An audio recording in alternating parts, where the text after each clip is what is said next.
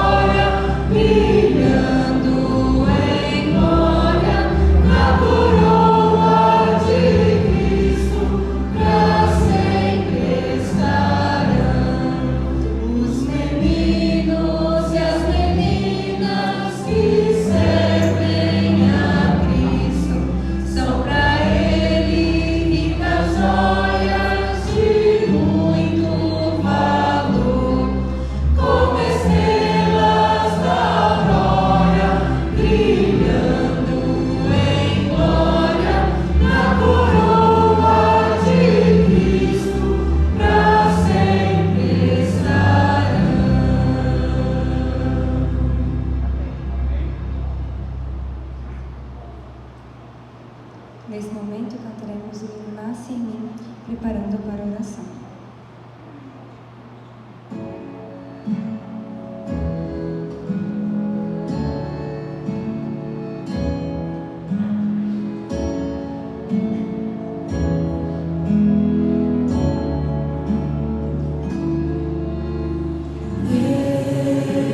Deus ouve a minha oração, nasce em mim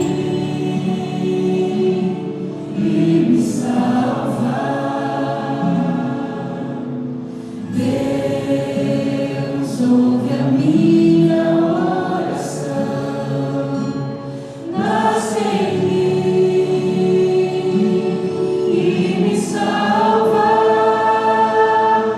Nasce em mim, nasce em mim, nasce em mim, apaga o meu pecado. Nasce em mim, nasce em mim, nasce em mim e salva minha vida.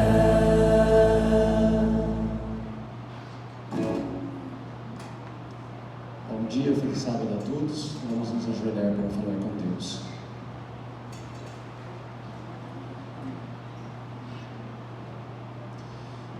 Santo e amável Pai que habita nos altos céus, Deus de amor, de bondade, de misericórdia, em nome do Seu Filho Jesus, que por nós foi entregue, nós te suplicamos o Seu favor, a Sua misericórdia, o Seu perdão. Os Seus filhos estão aqui neste sábado, na Sua casa de oração, para honrar e louvar o Seu nome. Nós te pedimos, Senhor, uma bênção toda especial, a bênção do Seu santo sábado, a cada pessoa que está aqui, a cada família que está aqui representada, que o Senhor possa, com a Sua infinita bondade, atender os pedidos e as súplicas de cada um, de cada família. E te pedimos hoje uma bênção toda especial para as nossas crianças, nossos jovens, nossos adolescentes, que o Senhor possa, Senhor, estar sempre com eles nesta caminhada e nos ajudando também a levá-los até as portas da Canaã Celestial. Te pedimos uma bênção sobre o pregador, que o Senhor possa usar o Seu Filho mais uma vez, que ele possa falar palavras inspiradas por Ti. Todas essas bênçãos nós te pedimos, confiando no sangue derramado de Jesus. Amém.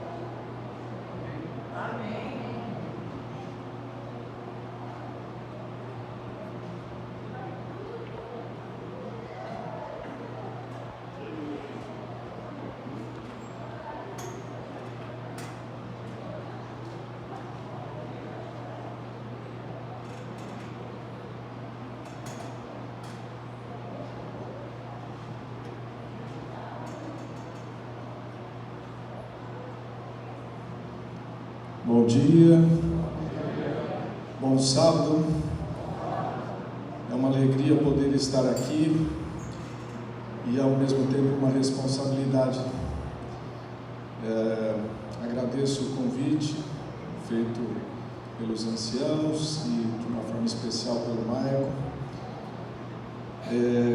Quando fui convidado para pregar, tinha pensado em desenvolver um outro tema, mas sábado passado fiquei sabendo que hoje teria uma programação especial.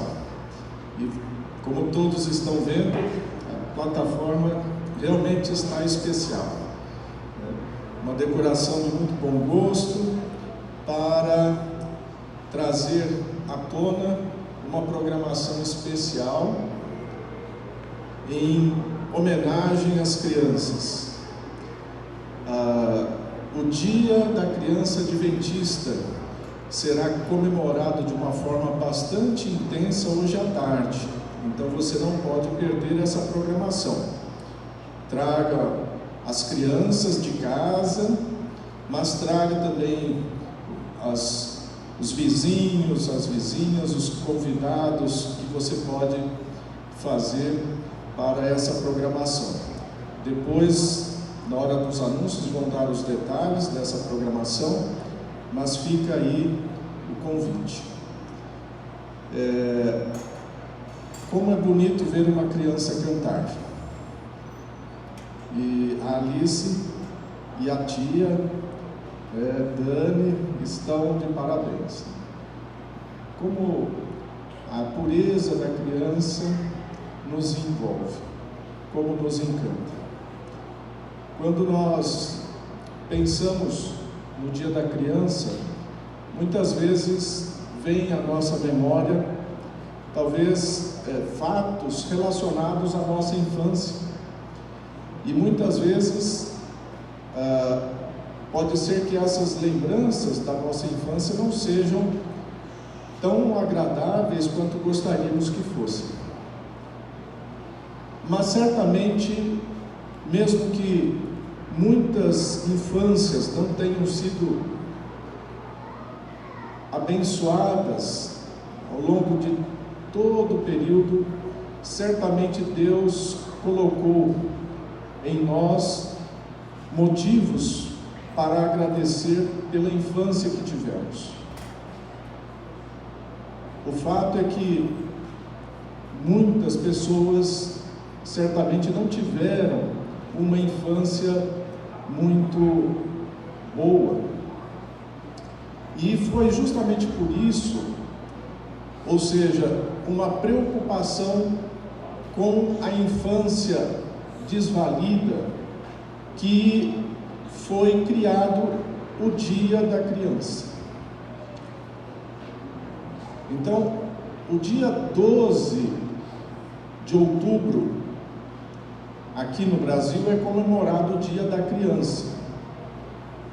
E é muito interessante porque muitas pessoas, sobretudo católicos, acham que o dia 12 de outubro, que comemora o Dia da Padroeira do Brasil, foi colocado antes. Mas não. O Dia da Criança no Brasil, ele nasceu no ano de 1925. E essa data, desde então, foi sendo comemorada no Brasil. E só em 1980, quando o Papa João Paulo II esteve aqui no Brasil, é que transformaram este dia no Dia da Padroeira. Então, como nós vemos, o dia 12 de outubro foi, na realidade, inicialmente o Dia da Criança no Brasil. Mas, como eu estava dizendo, este Dia da Criança, ele surge nesse contexto do início do século XX com uma preocupação muito grande. A Europa havia acabado de passar pela Primeira Guerra Mundial, que havia terminado em 1914. aliás, começou em 1914, terminou em 1918.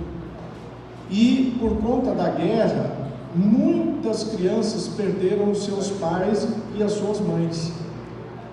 E houve assim uma leva de crianças órfãs.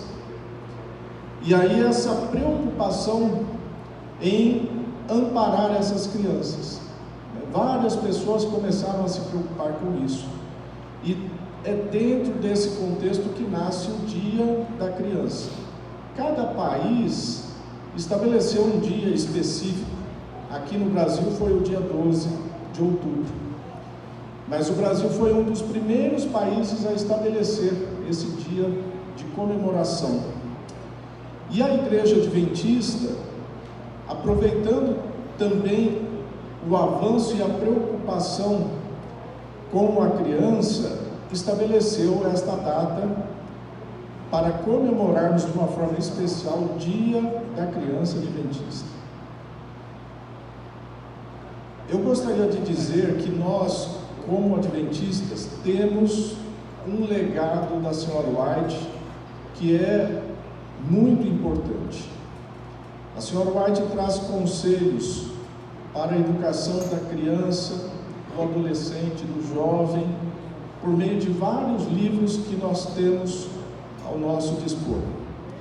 Orientação da criança, conselhos sobre educação, mensagem aos jovens e tantos outros, aonde conselhos inspirados por Deus foram deixados.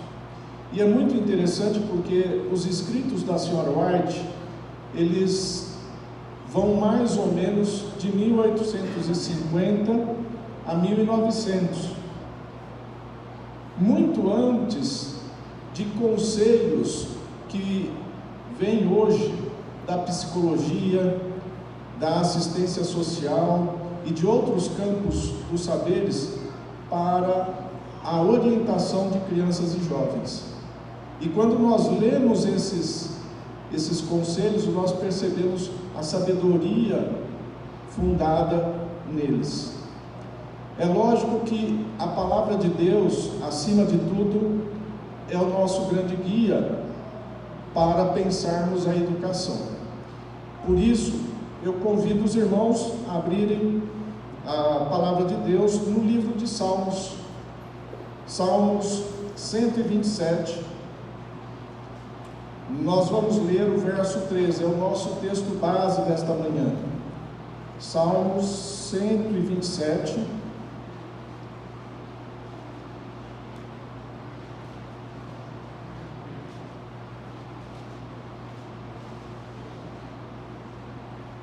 É um verso muito conhecido.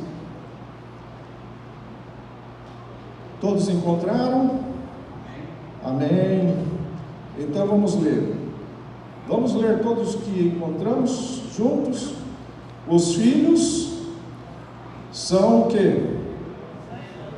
Nossa, mas acho que ninguém encontrou a passagem, não é possível. É? Qual é a sua tradução, Pesão? Herança do Senhor são os filhos, ou os filhos são herança do Senhor, ou os filhos são presente do Senhor.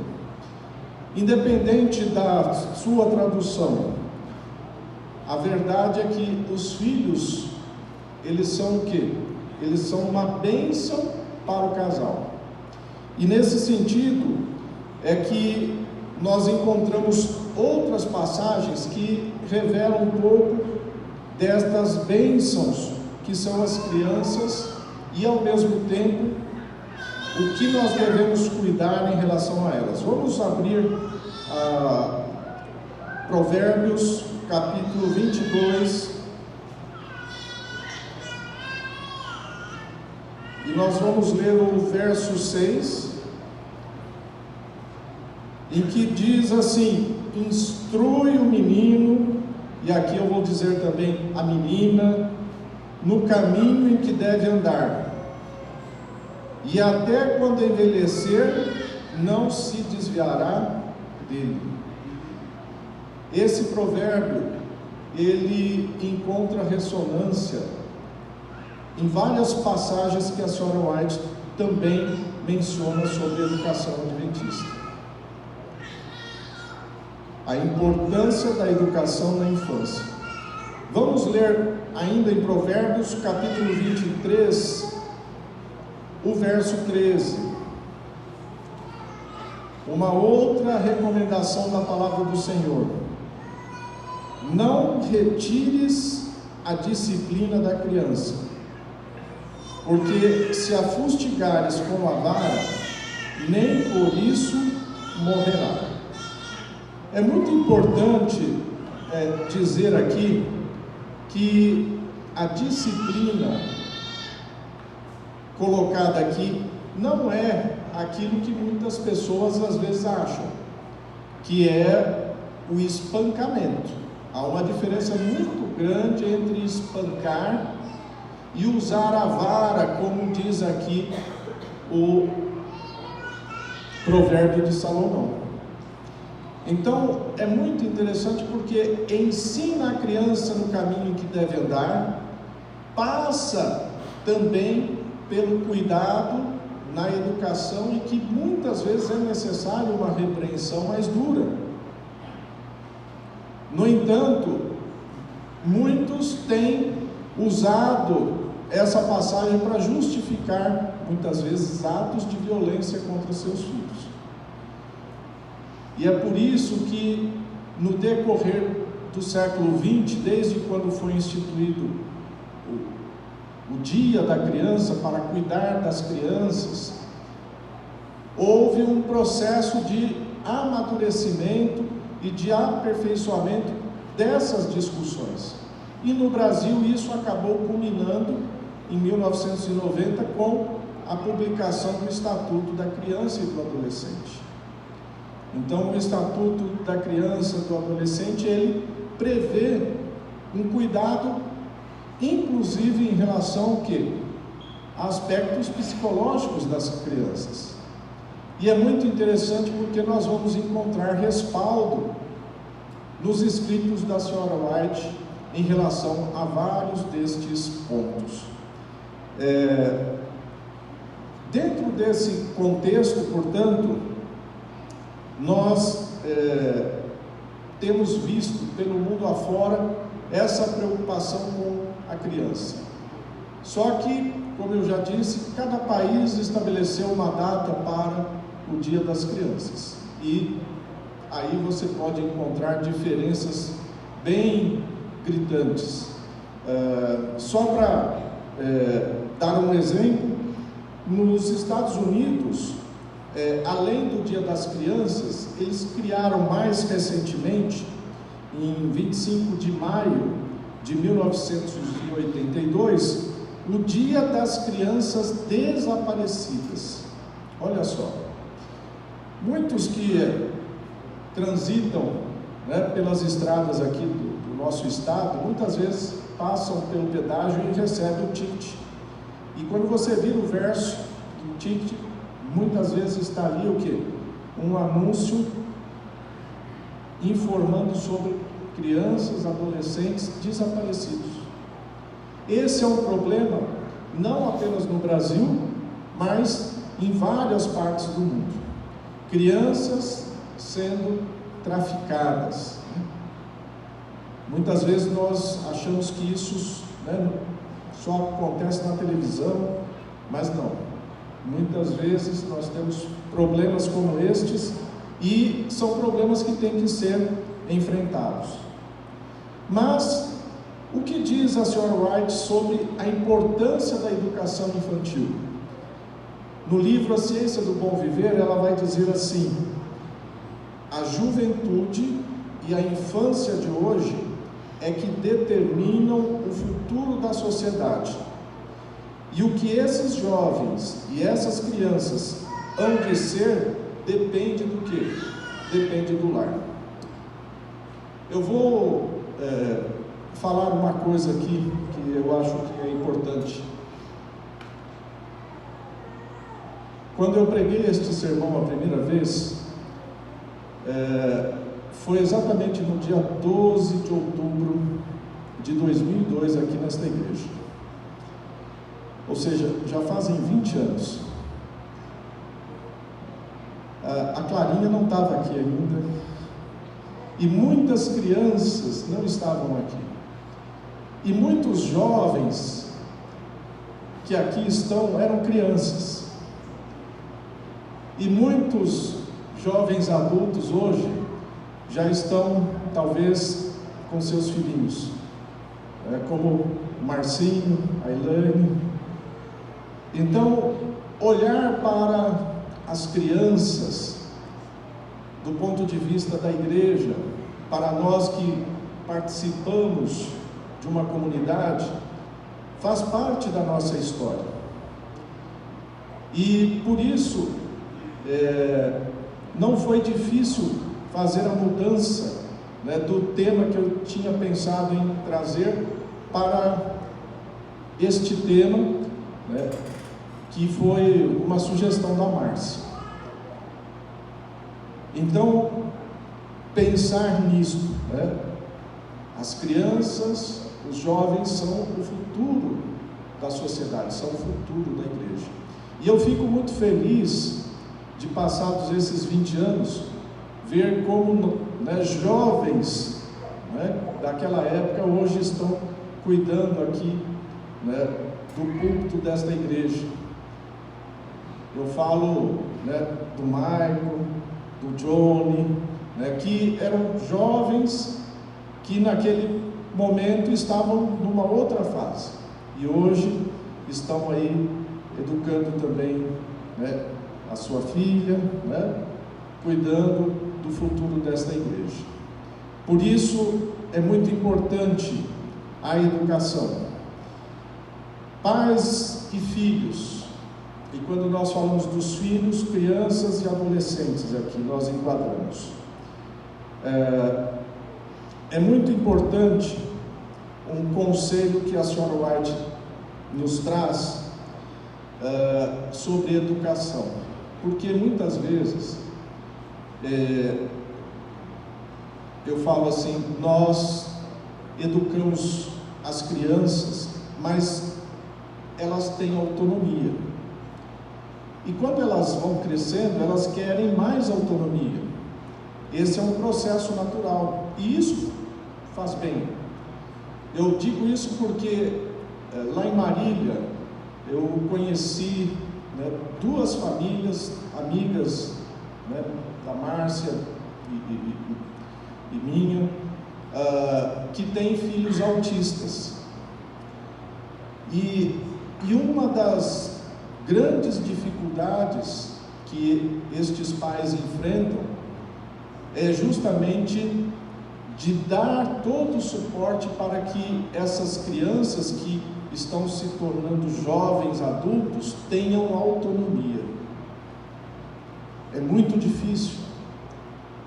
Então, quando nós olhamos para uma igreja e percebemos como as crianças têm sido cuidadas, tratadas, isso é uma bênção. Então a autonomia, ela faz parte do processo educacional, e é importante que, na medida em que as crianças vão crescendo, elas tenham mais autonomia. E vai chegar aquele momento que elas vão bater asas. Eu e a Márcia estamos vivendo esse momento, do chamado ninho vazio.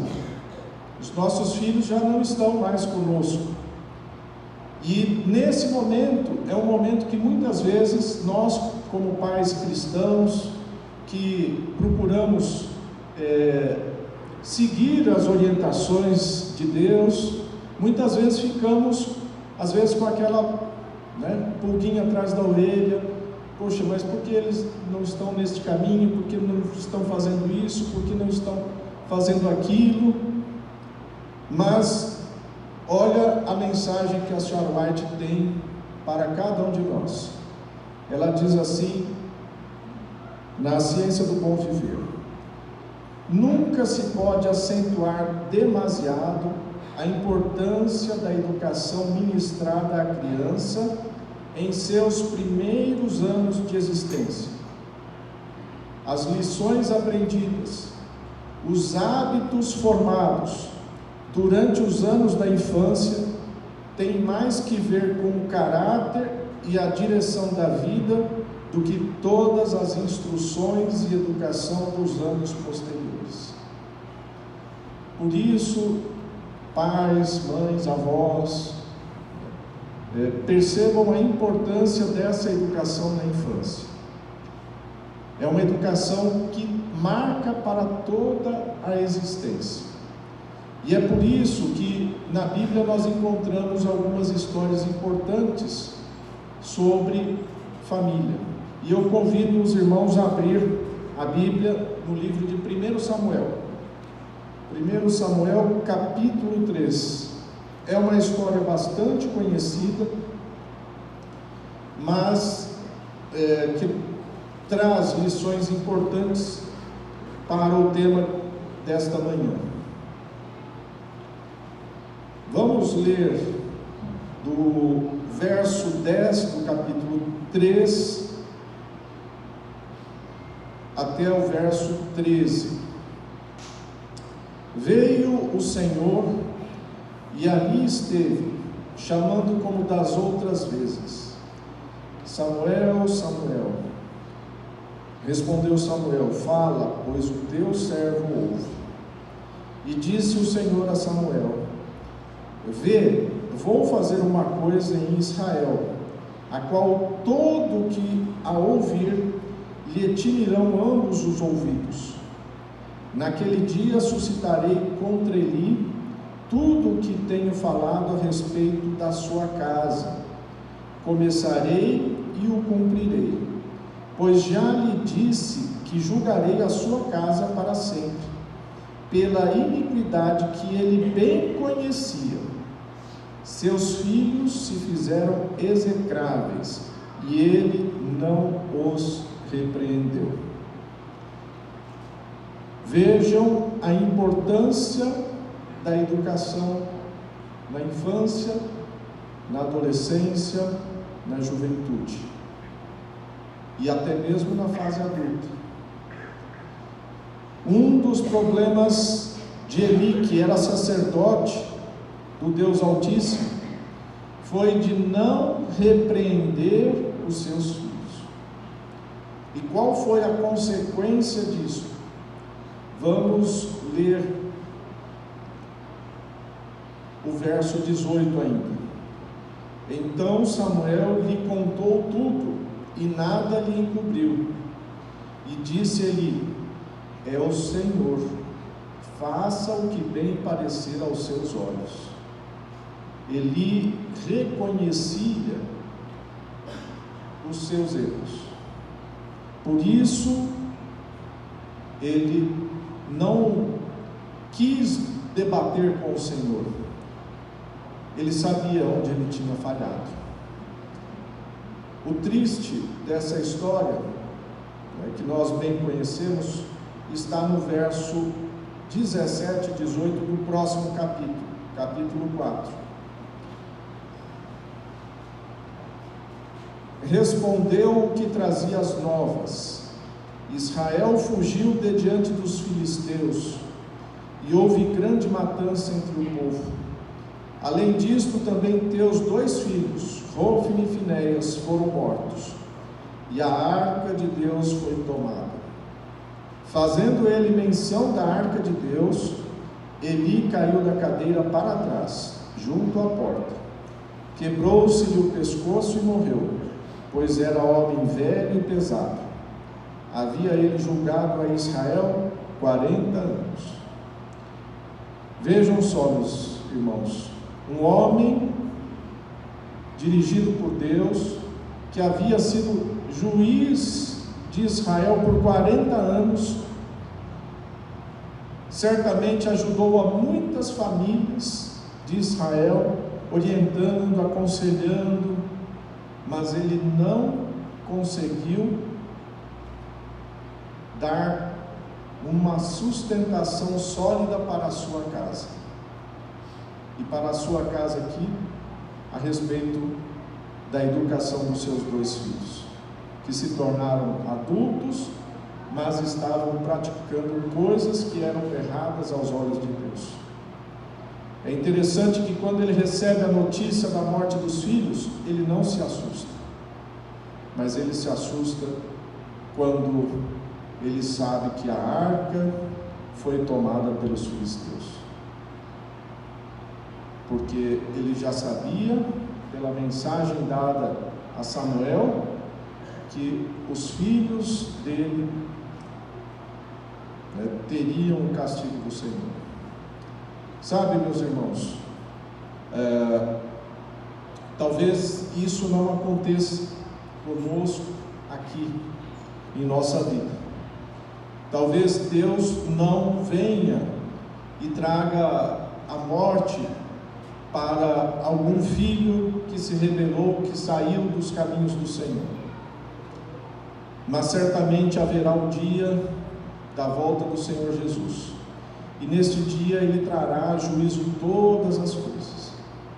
Oxalá neste dia todos nós, seja como filhos ou filhos de nossos pais, possamos estar lá. Oxalá a história de Eli seja uma história que possamos ter sempre em nossa mente para orientar as nossas condutas, seja como pais, seja como tios, avós, ajudando as crianças no processo de educação. A senhora White comenta que os pais devem governar os filhos, corrigir-lhes as paixões e subjugá-las. Foi para isso que os pais foram instituídos. Eles têm um dever, e isso será cobrado deles, assim como foi cobrado de Eli. Muitos pais tementes a Deus atendem às necessidades materiais, se preocupam, por exemplo, com o alimento, se preocupam com os estudos, se preocupam com o vestuário, mas muitas vezes esquecem do principal, do essencial, que é a educação moral, que é a educação religiosa. Por isso, a senhora White diz: importa cuidarem das necessidades do espírito. E por quais razões? Bom, a primeira razão que ela coloca é que as crianças, apesar de muitas vezes nós acharmos que as crianças têm uma vida tranquila, que vivem brincando, mas a senhora White diz que as provações das crianças são difíceis. Muitas vezes nós adultos achamos que só nós temos provações, mas as crianças também têm provações, e a senhora White diz que são difíceis. Ela aponta também para os temperamentos de cada pessoa, ou seja, as personalidades. Você pode ter 2 filhos, você certamente vai perceber diferenças de um para o outro. Vieram da mesma mãe, mas têm personalidades, temperamentos diferentes.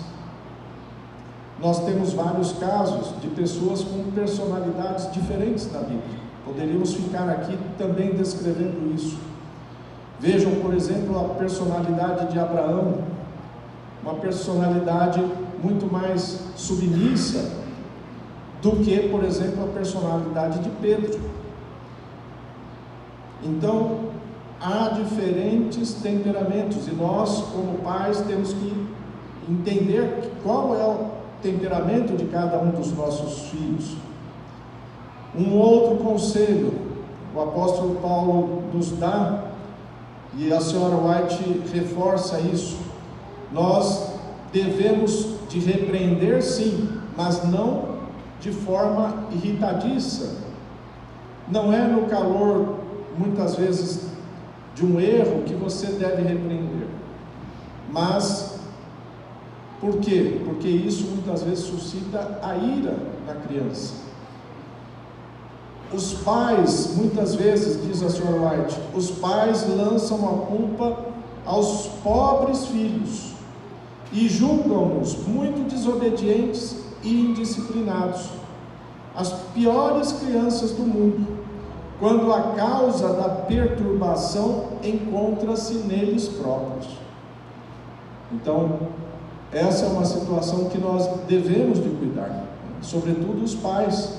Não é no momento em que você está com um problema que você vai encontrar na criança um motivo para, muitas vezes, descontar o seu problema, julgando e jogando na criança um problema que não é dela. A senhora White também comenta sobre a falta de domínio próprio dos pais, que muitas vezes, ao invés de pedirem com bondade, ordenam de forma, faça isso, faça aquilo, 2 minutos para isso, 3 minutos para aquilo, eu quero tudo limpo, eu quero tudo organizado. A senhora White, Testemunhos Seletos, volume 1, página 134, ela diz assim: fazem o que ordenais, não por amor. Tomam-se de um espírito de não me importo e procuram fora de casa, fora dos pais, o prazer de satisfação que aí não encontram. Misturam-se com companheiros de rua e ficam em breve tão corrompidos como os piores. Então vejam como a educação e muitas vezes a falta de domínio próprio dos pais pode acarretar problemas aos filhos. E um outro conselho que a senhora White nos dá: alguns pais estão sujeitos aos filhos. Já viram filhos mandarem os pais? É isso que a senhora White está falando. Temem contrariar a vontade deles e, portanto, cedem. E é muito interessante porque isso é desde pequeno. E na medida que vai crescendo, se isso não for corrigido, vai aumentando, de forma que o pai e a mãe podem ser já idosos e os filhos não têm temor nos pais. Onde está a autoridade dos pais? Esta falha leva os filhos a se tornarem orgulhosos, altivos e cheios de paixões não controladas. E mais, a senhora White ainda diz: quando tem idade suficiente para serem úteis aos pais, não assumem as responsabilidades que devem. Testemunhos Seletos, volume 1, página 77. Então, quais os conselhos de Ellen White para os pais? O que podem os pais fazer em prol dos filhos? A primeira coisa é tornar o lar um lugar agradável. Assim como nós zelamos pela igreja, para tornar a igreja um ambiente acolhedor para todos, em nossa casa, também devemos ter esse cuidado. Devemos também controlar a nós mesmos, falando bondosamente. Já falamos isso, mas a senhora White recomenda mais uma vez: não arruinarei a felicidade de meus filhos com uma palavra irritada.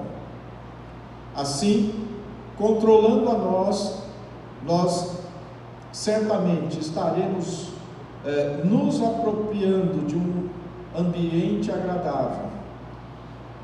Ela diz que controlando-vos assim, tornar-vos-eis mais fortes, e os anjos de Deus aprovarão os vossos esforços e ajudar-vos-ão.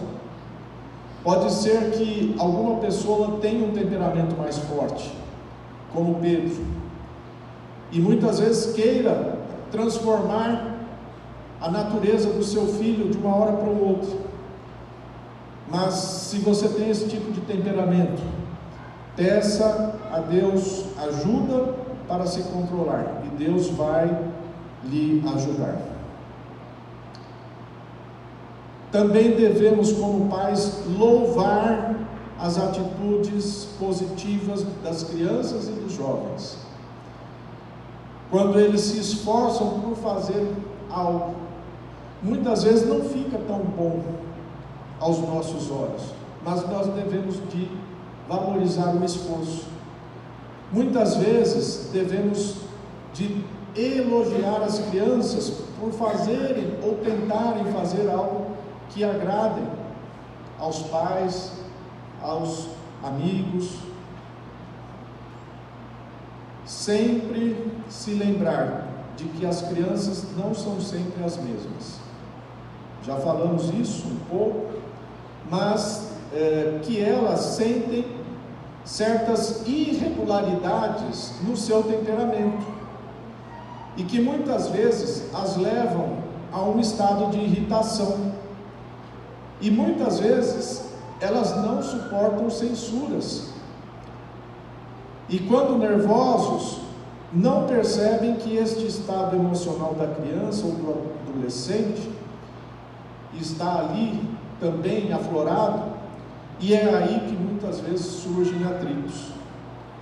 Ou seja, não é só os adultos que ficam irritados, as crianças muitas vezes, por motivos que nós desconhecemos, também ficam irritadas, às vezes apreensivas, nervosas, e nós, como adultos, temos que ter essa percepção, muitas vezes compreendendo as necessidades das crianças e dos jovens, devendo ser jovens em seus sentimentos.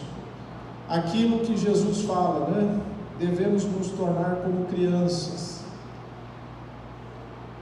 Nos tornarmos como crianças muitas vezes é ter aquele jeito de criança que muitas vezes briga com o amiguinho, vira a cara, mas daqui 2 minutos já desfez tudo e está tudo bem.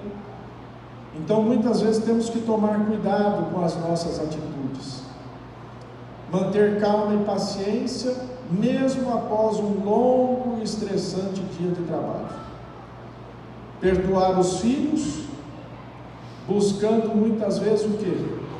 Compreender-lhes as falhas. Muitas vezes é necessário perdoar. Deus nos perdoou. Isso não quer dizer que nós não colhemos as consequências.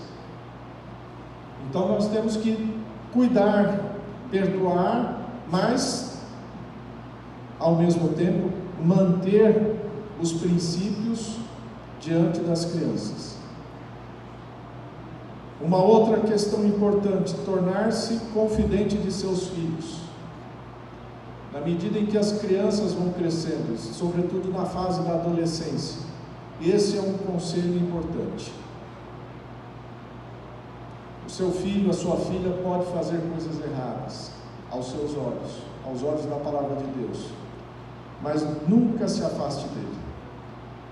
Sempre procure se aproximar ao invés de se afastar.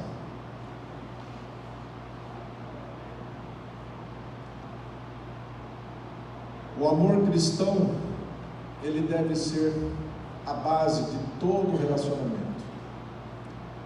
Todo relacionamento, seja em casa, seja com a vizinhança, seja aqui na igreja. O amor cristão deve ser essa base. Portanto, ser firmes e amorosos ao mesmo tempo. No Desejar de Todas as Nações, a senhora White comenta o seguinte: o amor da mãe representa para a criança o amor de Cristo, e os pequenos que confiam em sua mãe e lhe obedecem estão aprendendo a confiar no Salvador e obedecer. Olha que tarefa mais importante,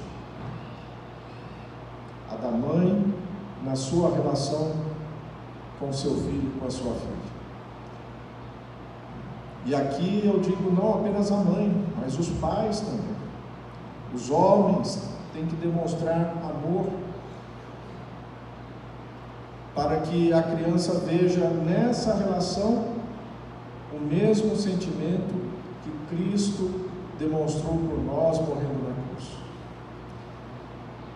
Meus irmãos, os filhos crescem, as crianças crescem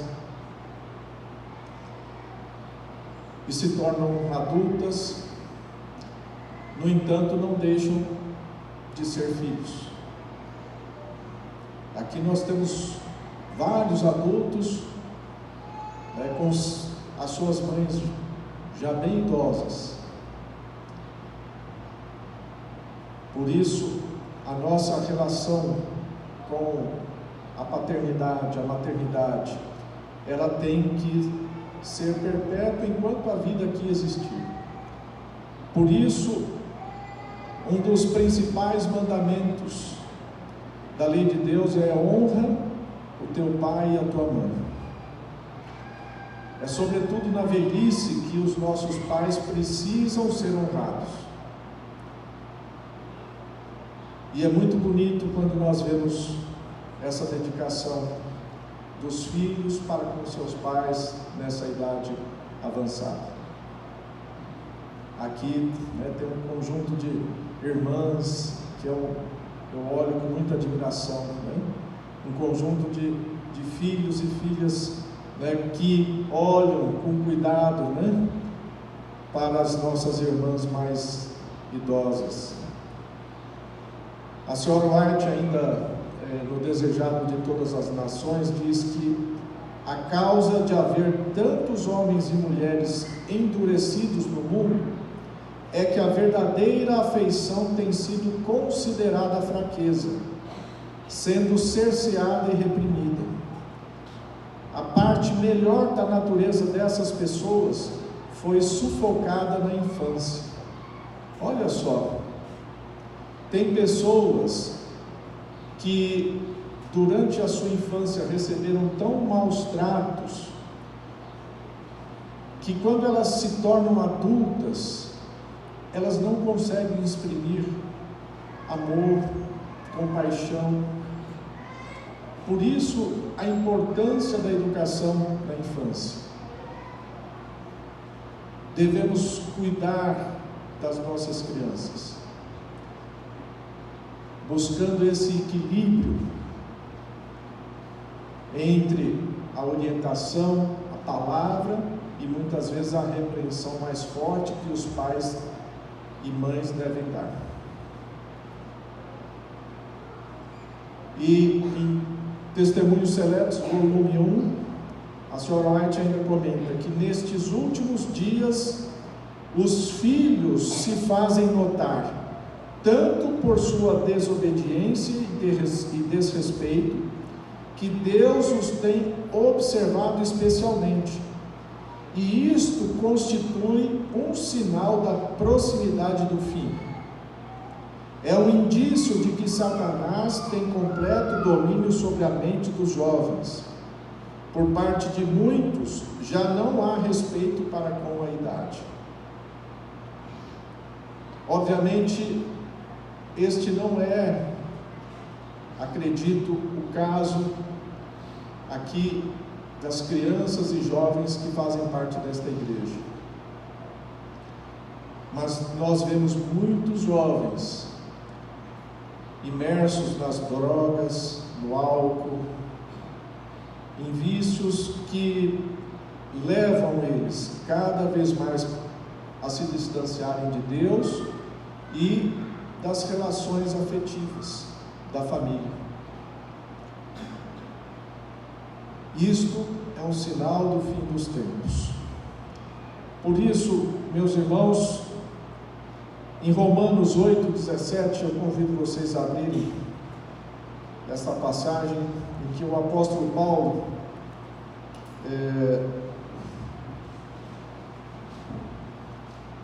nos traz uma promessa, que para mim é a principal promessa que nós encontramos na palavra de Deus.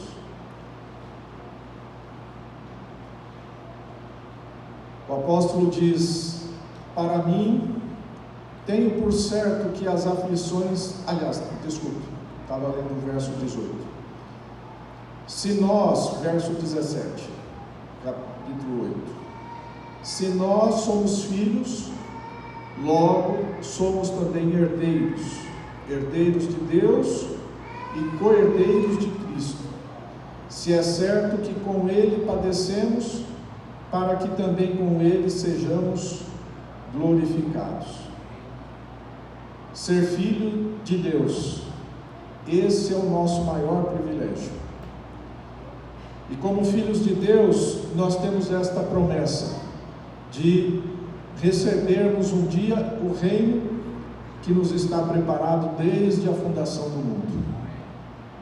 Meus irmãos, o nosso objetivo aqui nesta terra é de procurarmos espelhar o amor de Cristo para cada um daqueles com quem convivemos.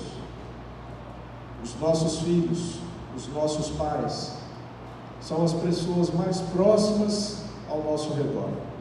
E nós devemos demonstrar o amor a que eles são devidos. E nós, como legítimos herdeiros de Deus, vamos receber um dia tudo aquilo que de melhor Cristo e o nosso bondoso Pai que está nos céus preparou. E para isso, Ele deixou o seu Santo Espírito conosco. O Espírito Santo que nos acompanha dia a dia na nossa caminhada rumo à Canaã celestial. E por isso, eu quero encerrar com aquela promessa maravilhosa de Apocalipse 21:7. Quem vencer, herdará o quê? Todas as coisas. E eu serei seu Deus, e ele será o quê? Meu filho. Vai ser muito bonito quando este dia chegar. Quando o Senhor Jesus aparecer nas nuvens dos céus e nos levar para o encontro glorioso nas nuvens dos céus. Aqueles que morreram ressuscitarão primeiro.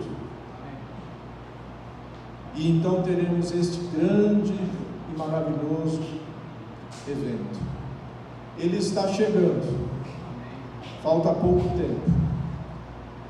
E nós devemos nos preparar para estarmos lá com toda a nossa família. Faça planos para este grande dia. Procure amar cada vez mais as crianças, os adolescentes, os jovens, os velhos, todos ao nosso redor. É o amor que vai fazer com que a cada dia possamos estar mais preparados para este dia. Que Deus abençoe a cada um de nós neste dia da criança adventista e que você não esqueça de estar hoje à tarde aqui na programação especial que todo o Ministério fez com muito carinho, aliando os vários departamentos que envolvem a juventude da nossa igreja. Que Deus abençoe a todos. Para encerrar, vamos cantar o hino 524 do Inário Novo, Jesus me quer bem.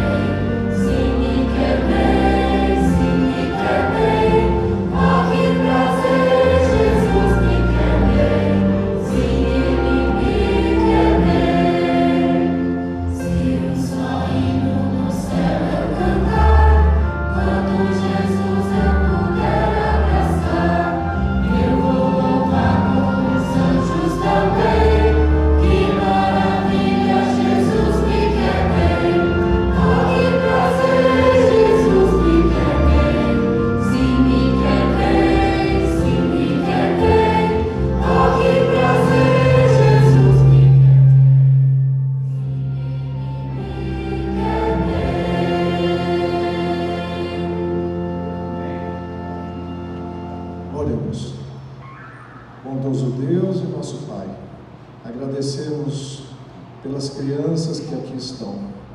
Agradecemos pelos pais que aqui trouxeram essas crianças, que têm educado e procurado confiar no Senhor estas crianças para que elas cresçam em sabedoria, estatura e graça diante de Deus e dos homens. Que neste dia possamos ter a Tua bênção ao longo de toda a programação, despedindo-nos com a Tua santa paz. Estas bênçãos te pedimos em nome de Jesus. Amém.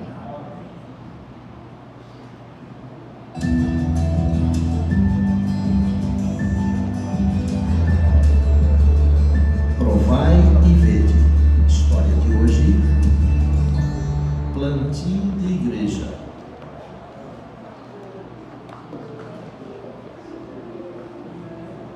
Meus irmãos, a cidade de Parauapebas está crescendo num ritmo acelerado.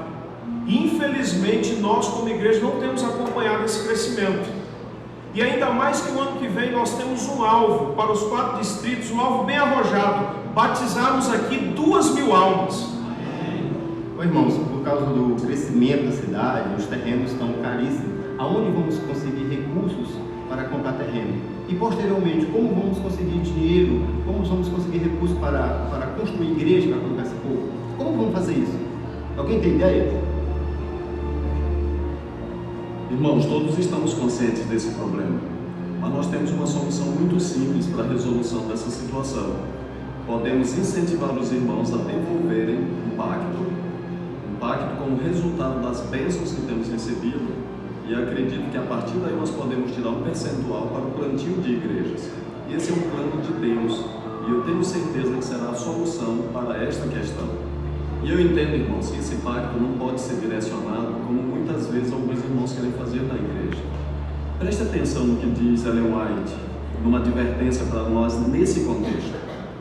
Se o dinheiro entrasse para a tesouraria de acordo com este plano divinamente recomendado, a 10ª parte do que ganhamos e as ofertas liberais, haveria abundância para o avanço do trabalho do Senhor. É isso que nós precisamos obedecer, é isso que precisamos fazer, e eu tenho certeza que nós teremos pleno êxito no nosso propósito. Todos sabemos que 40% do que entra de pacto vai para a associação, sendo que desses 40%, 20% vão para as missões mundiais e 20% fica no campo e de certa forma volta para a igreja como subvenção. Dos 60% que ficará no caixa local, o que nós faremos? Nós vamos tirar 30% desse montante total para nós aplicarmos no projeto Plantio de Igrejas. Irmãos, eu tenho plena convicção que não faltarão recursos para as nossas igrejas locais se nós observarmos essa prescrição conforme foi falada. Quantos de vocês concordam que nós devemos implementar esse projeto em nosso campo? Levanta a mão. Contrários, o mesmo sinal? Não havendo contrários, está votado. Muito obrigado, irmãos. Vocês são fantásticos. O espírito de missão cresceu e um grupo de valorosos irmãos se organizaram para implantar o projeto. Entre eles, o irmão Kennedy abraçou a causa de maneira diferenciada e passou a visitar sistematicamente os 4 distritos do campo, com uma mensagem de encorajamento, desafiando aos irmãos a participarem do plano divino. Amarela, todos os irmãos do pai de galpão, de garagem, nós temos que mudar essa história. Qual a missão de vocês? Nos unirmos com os pastores, os líderes, para a gente poder plantar a igreja aqui na cidade. Com o auxílio de fiéis parceiros, entre 2013 e 2015, 28 congregações foram abertas para receber quase 1.800 novos membros.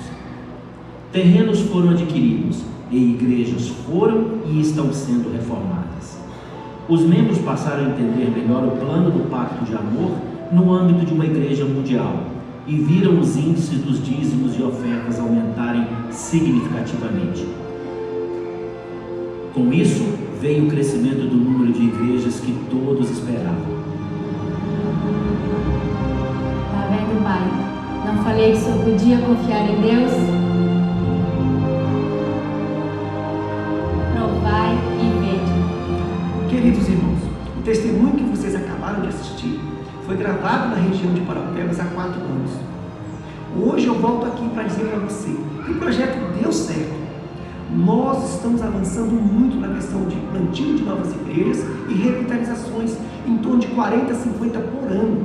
Só em Parauapebas, nesse período, foram batizados quase 8.000 pessoas. Amém? Agora, tudo isso só foi possível porque você tem sido fiel nos seus dízimos e também nas suas ofertas. E agora eu os convido para este momento especial de adoração e louvor através dos dízimos e das ofertas. E desejo que Deus os abençoe ricamente.